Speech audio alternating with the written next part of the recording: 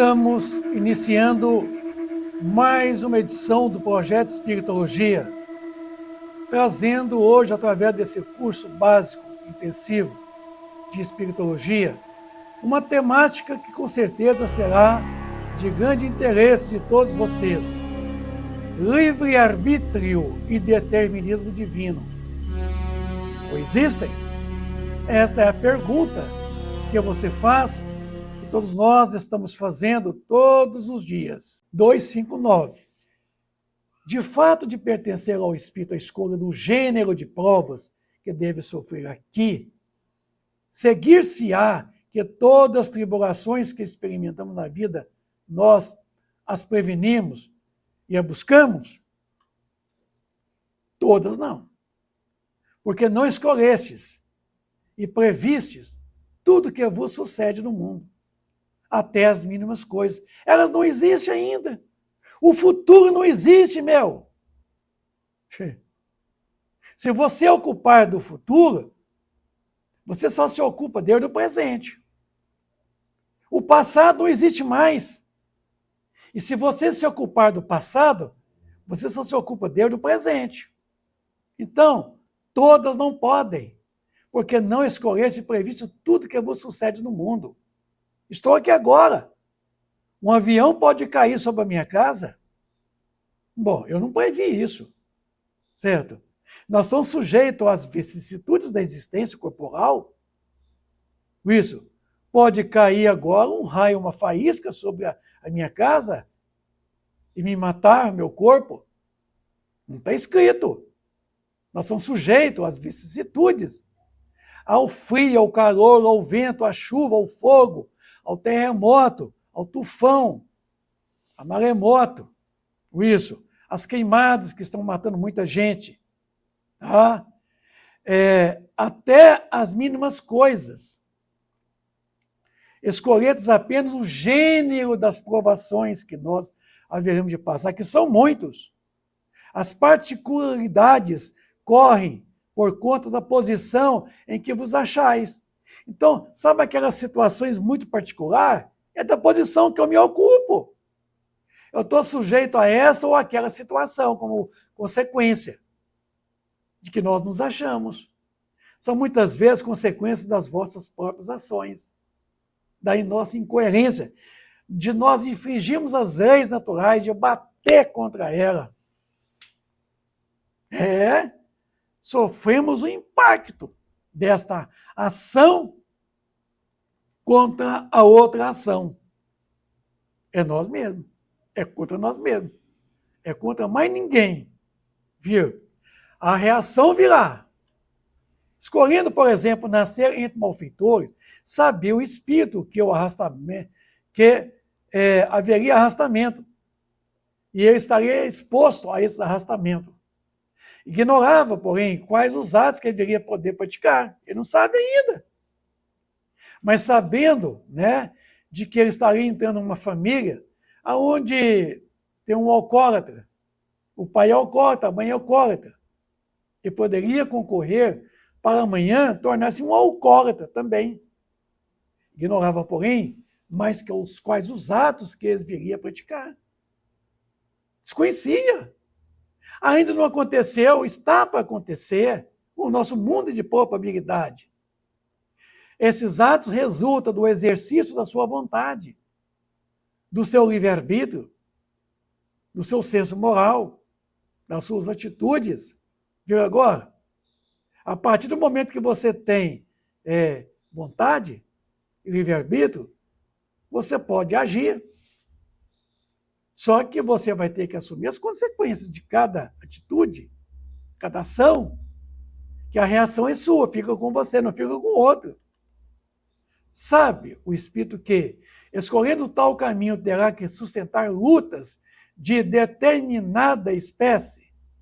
Sabe, portanto, de que natureza serão as vicissitudes que se depararão, mas ignora-se e se verificará este ou aquele êxito. Então, veja bem de que ele não sabe do que vai acontecer amanhã, depois da manhã. Nossa vida é de probabilidade. Mas onde é que está escrito? O futuro não existe, embora pode ser previsto. Previsto em cima de possibilidades, de estatísticas, de probabilidades. Os acontecimentos secundários se originam das circunstâncias, como está aí, ó, e de uma força mesmo das coisas. Previstos só são os fatos principais, os que influenciam no destino, que são as atitudes. Se tomares uma estrada cheia de sulcos profundos, sabe que terás de andar cautelosamente. Tá? Agora, do meio ambiente no qual você se encontra, o orbe, o planeta, a casa que você mora, você não tem como determinar quando haverá um terremoto, quando haverá um tufão, um vulcão. Poderia haver até no futuro grandes possibilidades de uma prevenção. Porque há muitas probabilidades de caíres. Quer dizer, como ele disse aqui no final, se tomares uma estrada cheia de sulcos profundos, sabes que terás de andar cautelosamente, porque há muitas probabilidades de você cair. Ignoras, contudo, em que o ponto que cairás, e bem pode suceder que não caias, se fosse bastante prudente. Se o percorrer uma rua e uma telha cair na sua cabeça, não creiais que estava escrito, segundo vulgarmente se diz. Ah, porque foi Deus quem quis. Não foi, não. Foi um acidente. Houve uma condição insegura e uma atitude insegura de quem estava lá em cima do prédio, da casa, e deixou a telha cair na sua cabeça. Certo? E não foi aleatório.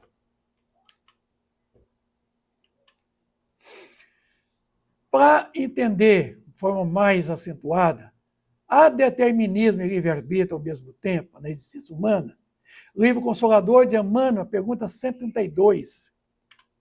Determinismo e livre-arbítrio coexistem na vida, entrosando-se na estrada dos destinos para a elevação e redenção dos homens. Então, existe ao mesmo tempo. Né? O determinismo divino ele vai diminuindo progressivamente na medida em que nós, pelo nosso livre-arbítrio, nós fazemos a escolha. E optamos pela escolha. E passamos a criar o nosso próprio determinismo. Mas o determinismo divino continua para trazer o quê? Trazer a conservação do corpo físico, todo o seu metabolismo. O corpo físico tem leis que regulam ele. Leis físicas, leis químicas, leis biológicas. Tá? Continua. E aí, de acordo com o nosso livre-arbítrio, tá? Nós vamos, então, traçando para nós um futuro de acordo com as nossas atitudes. E aí, nos elevando à nossa própria redenção, aceitar e a nossa resignação, que é mudar as atitudes. O primeiro absoluto nas mais baixas camadas, quer dizer, o determinismo divino, camadas evolutivas. E o segundo amplia-se com os valores da educação e da experiência.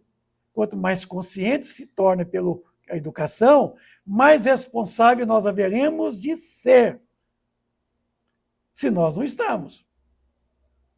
Acresce observar que sobre ambos pairam as determinações divinas, baseadas na lei do amor, sagrada e única, da qual se a profecia foi sempre o mais eloquente testemunho.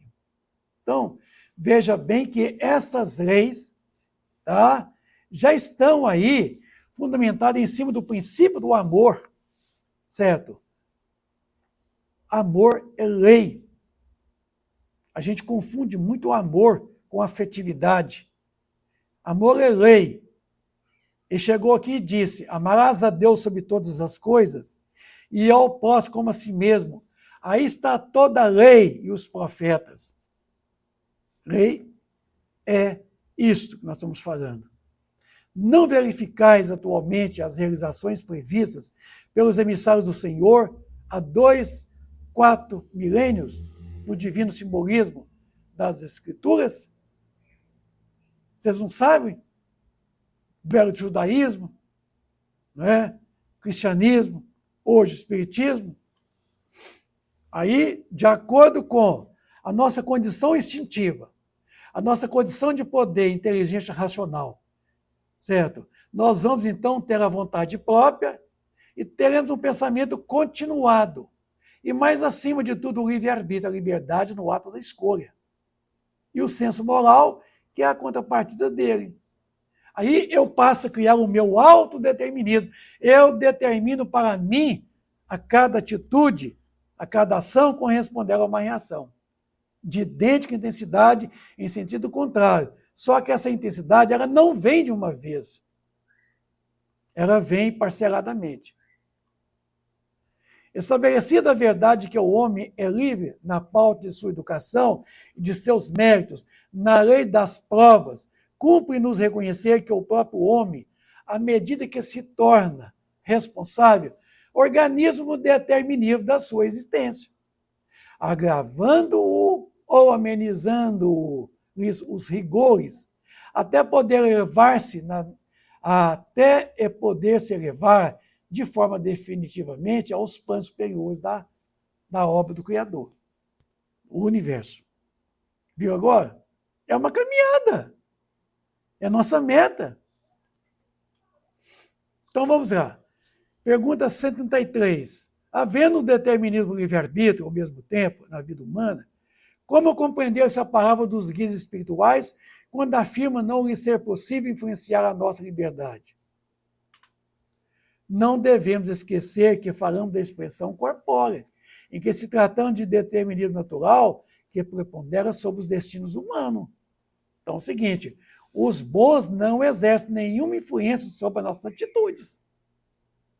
Eles nos aconselham, eles nos assistem, mas não infringem o nosso livre-arbítrio. Certo? Os inferiores nos infringem, porque os inferiores nos fazem sofrer. Os superiores não nos fazem sofrer. Os inferiores nos fazem sofrer por inveja. A subordinação da criatura em suas expressões do mundo físico é lógico e natural nas leis das compensações, dentro das provas necessárias, mas no íntimo, zonas de pura influenciação espiritual. E o homem é livre na escola do seu futuro caminho. Seus amigos do invisível localizam aí o santuário de suas independências sagradas. Então, vejamos nós que é natural que, de acordo com cada atitude, nós teremos compensações, certo? Dentro dos processos provacionais, expiatórios e reparadores. Né? Então, haverá sempre uma grande influenciação, tentando nos impedir o progresso. Tá? Mas nós haveremos de vencer esta influenciação. Tá? Em todas as situações, o homem educado pode reconhecer-se onde falam as circunstâncias da vontade de Deus, em seu benefício, e onde falam as que se formam pela força de sua vaidade pessoal ou do seu egoísmo, como ele, porquanto estará sempre o mérito da escolha nesse particular. É nossa escolha. Está aí determinado.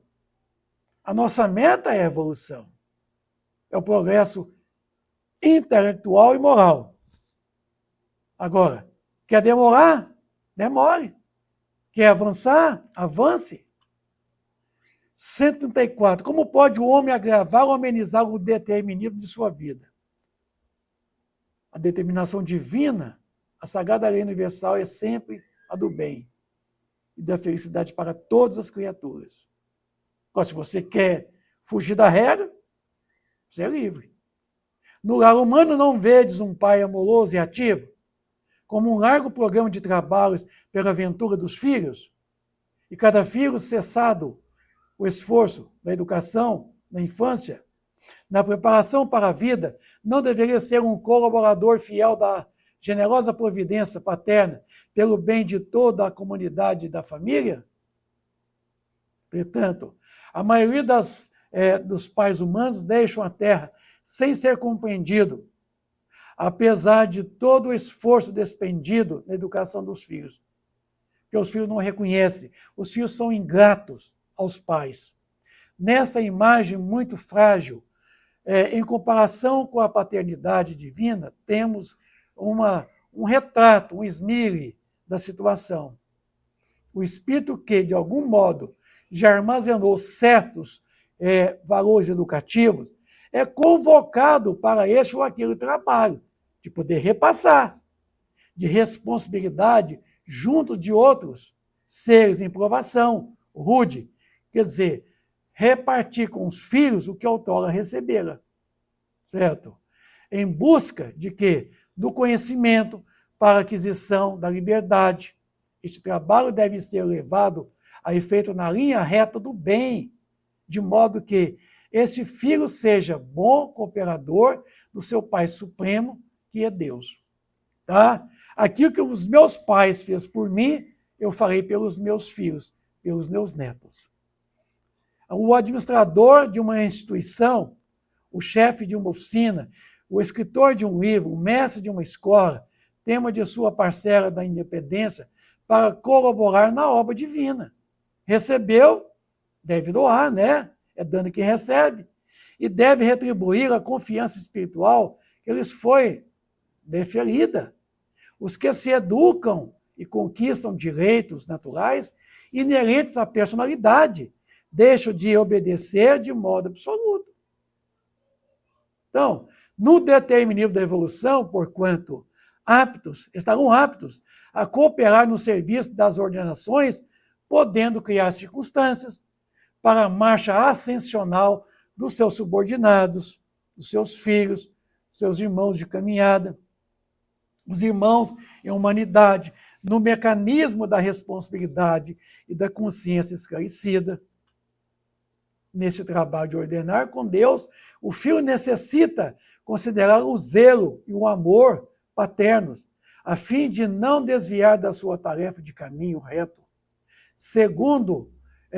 Supondo-se o Senhor arbitrário das situações complicando a vida familiar humana, adquirindo determinados compromissos, certo? Irremediáveis, que mais cedo ou mais tarde vai ter que reencontrar com eles e ajustarem. Por vezes bastante penosos, porque, contrariamente ao propósito dos pais, há filhos que desbaratam os talentos colocados em suas mãos, na preguiça, no egoísmo, no ócio, na vaidade, no orgulho, na arrogância, na prepotência. Tá? É muito importante não esquecermos isso.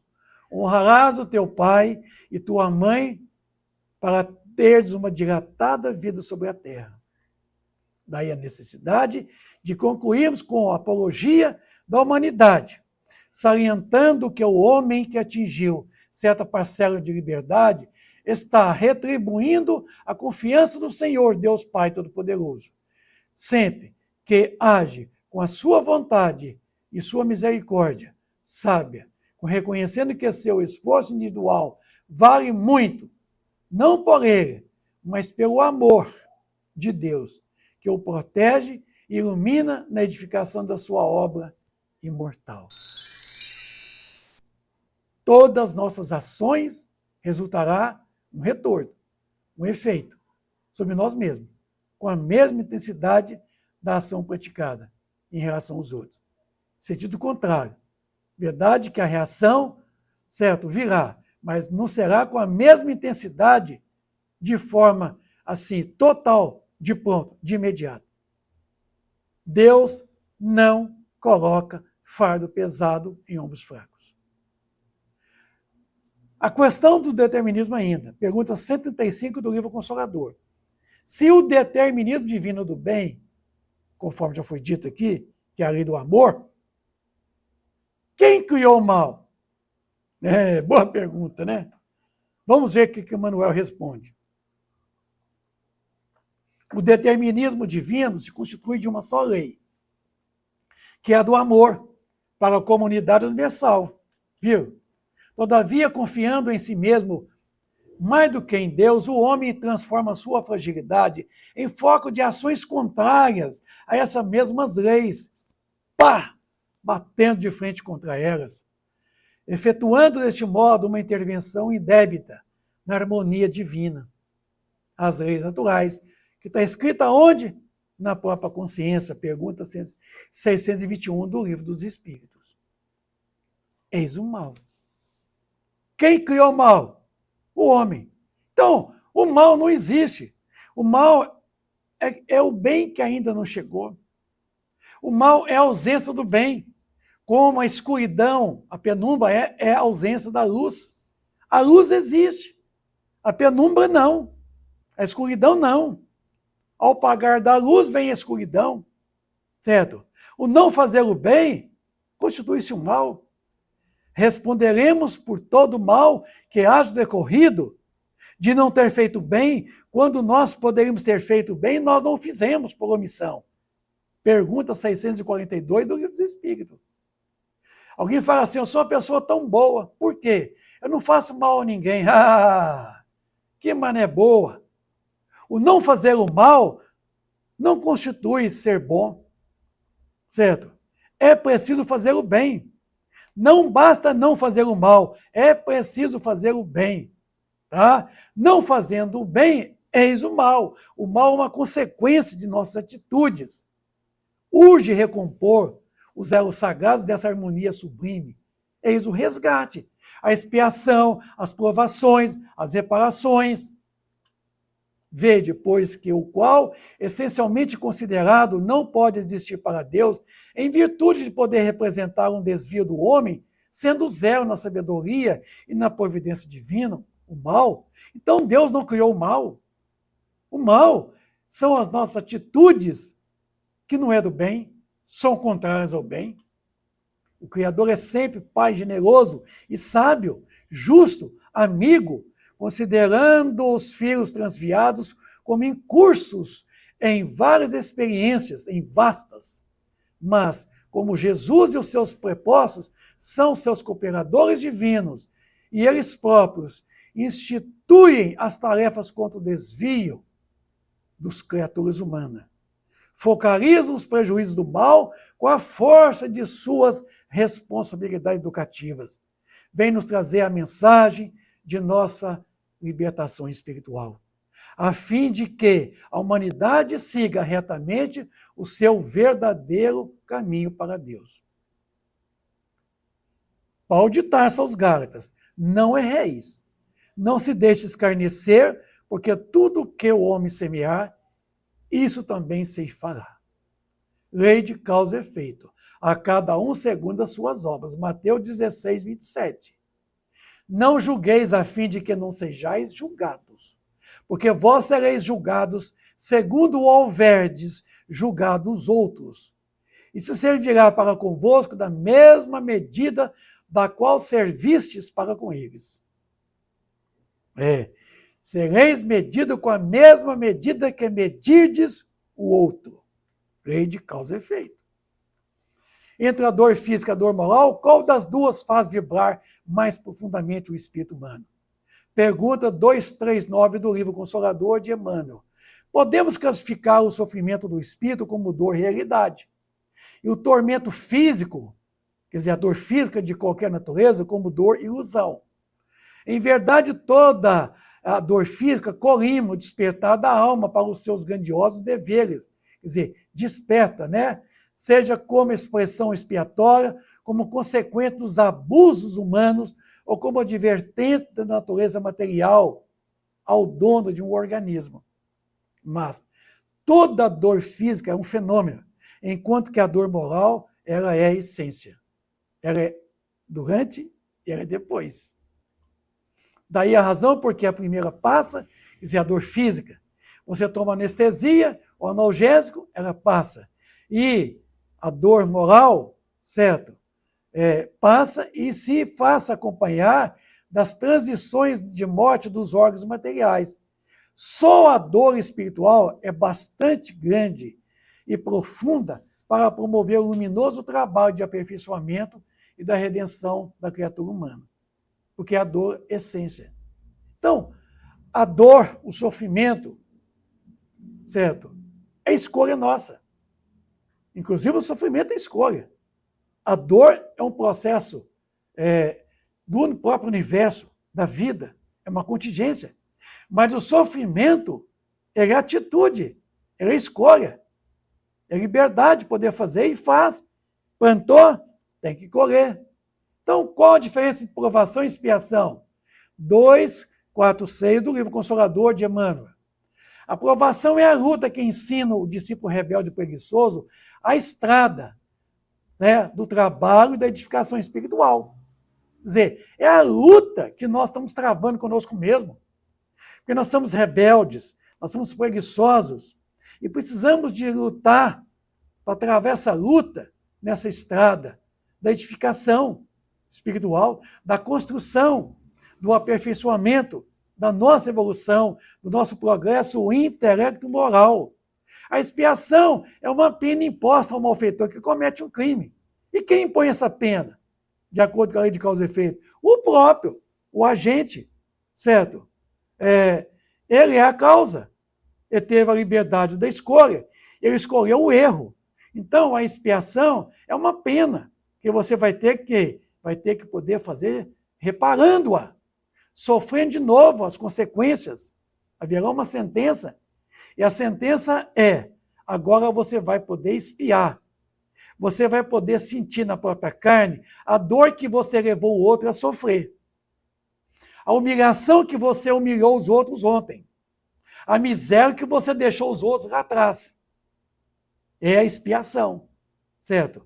Porque você é um malfeitor, você é um criminoso, certo? E comete o crime contra si mesmo. Aí vem a oportunidade, que é a chamada reparação, pelo processo expiatório e provacional. Fazendo de novo, agora de forma certa, correta. A lei da prova e da expiação é inflexível, 247 do livro Consolador. Os tribunais da justiça humana, apesar de imperfeitos, por vezes não comutam as penas e não beneficiam os delinquentes com sursis, quer dizer, aquela chamada suspensão temporária e condicional da pena. O prisioneiro, ele trabalha, ele sai da prisão durante o dia, trabalha e volta para a prisão à noite. Ele tem a liberdade, quer dizer, é o chamado sursis, é a suspensão condicional da pena. A inflexibilidade e a dureza não existem para a misericórdia divina, que, conforme a conduta do espírito encarnado, pode dispensar-se na lei, tá? Em benefício do homem, quando a sua existência já demonstre certas expressões de amor, que cobre a multidão de pecados, como já dizia Pedro. Não vai eliminar a falta, mas vai suavizar, certo? Vai nos permitir suavizar as penas, é você aceitar com redenção, com resignação, com serenidade, sofrer com amor. Não erreis. Deus não deixa escarnecer, quer dizer, zombar-se. Porque tudo que o homem semear, isso ceifará. A diferença da lei de causa e efeito, pois nem sempre é de intensidade igual, imediatamente. Embora em sentido contrário, como a lei de ação e reação. A lei de causa e efeito nos leva às consequências da escolha na ação. É o livre-arbítrio. Consequentemente, a reação. Porém, em relação ao comportamento humano, não é uma lei física, certo? E sim uma lei moral, porque ela obedece variáveis e muito variáveis amplas, porque entra a misericórdia divina. Toda vez que exercemos uma força moral negativa em relação a outra pessoa, é a nós mesmos a reação dessa mesma força. Toda vez que exercemos uma força moral positiva em relação a outra pessoa, é a nós mesmos a reação dessa mesma força. A escolha é nossa. Mateus 16, 27. Lei de causa e efeito. A cada um segundo as suas obras. Aí, ó. Ah, lá.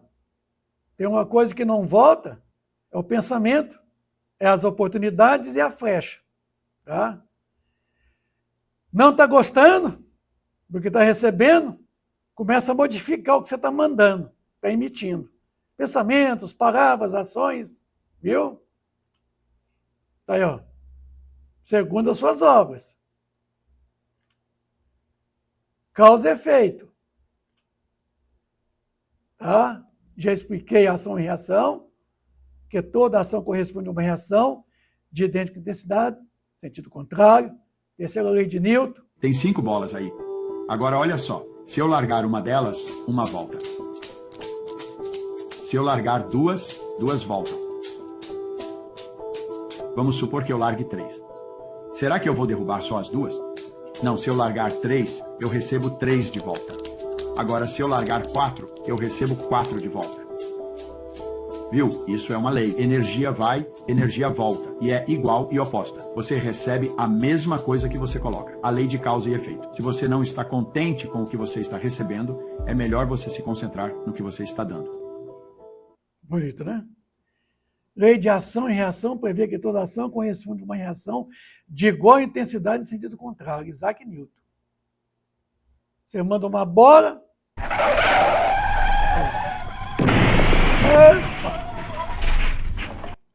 Nós estamos colidindo com a lei divina, batendo de frente com ela. Lei de ação e reação, causa e efeito.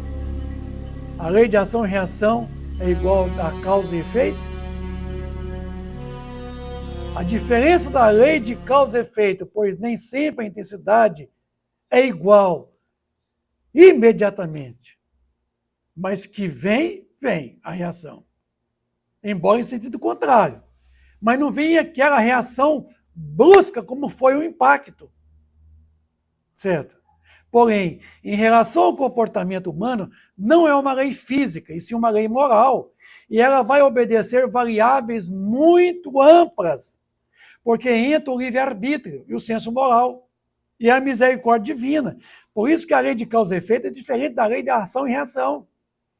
Enquanto a lei de ação e reação ela é imperiosa sobre o princípio material, a lei de causa e efeito é imperiosa sobre o comportamento nosso, do espírito imortal. Porque ela nos permite o nosso livre-arbítrio, o nosso senso moral. É uma lei que entra a misericórdia divina. Deus não coloca fardo pesado em ombros fracos. E é por essa conta disso é que acabamos muitas vezes confundindo essa lei com a consequência, que é a ação e reação que ocorre na vida humana. Porque a ação está nos atos, certo? Então, veja bem que é a mesma lei de ação e reação, só que essa aí ela é aplicada nos atos. E quem é que causa os atos? É o sujeito. Então, é uma lei subjetiva, a lei de causa e efeito. E a lei de ação e reação é uma lei objetiva. Agora, as nossas ações, certo? É uma ação, né? E a reação é as consequências que vêm de nossas atitudes.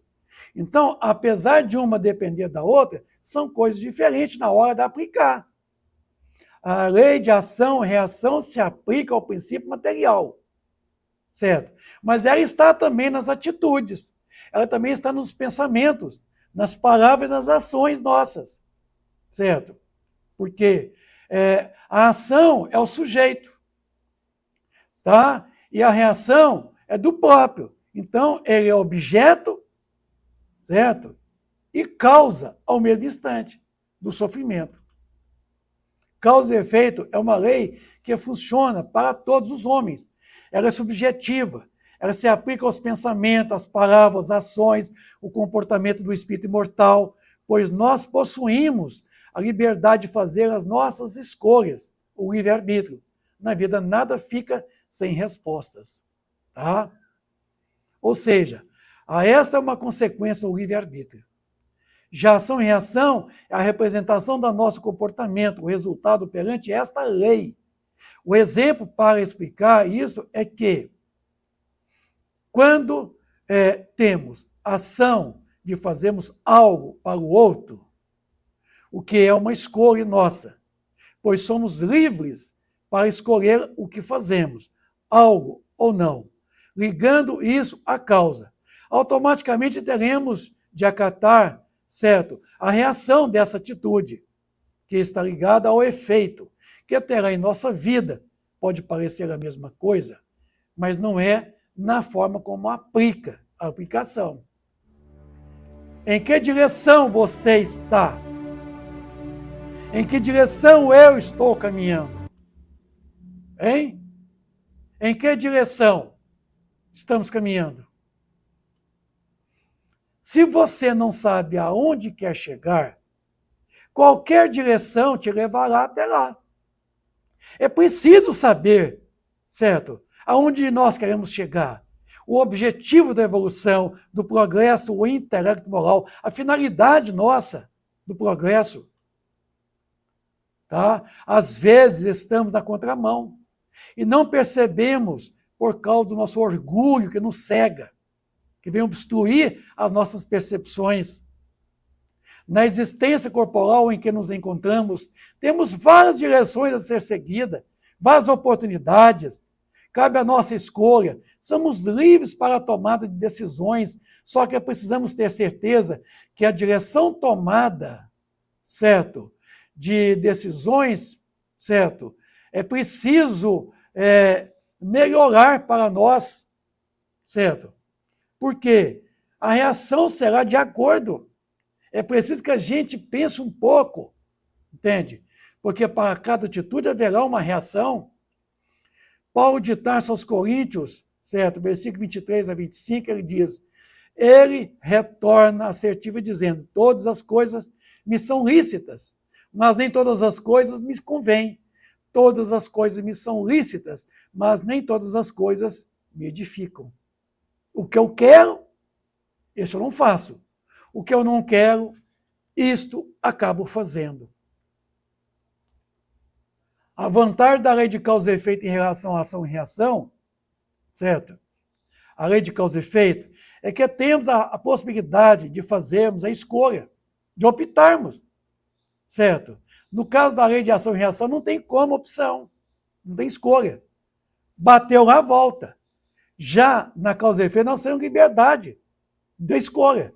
Vamos agir mal ou não? Vamos agir bem ou não?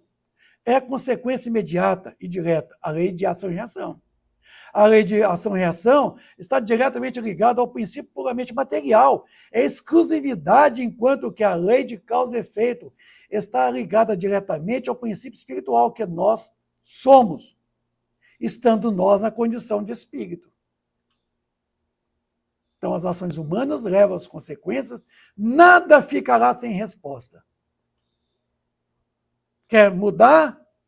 Comecemos a mudar. Porque a resposta virá mais cedo ou mais tarde.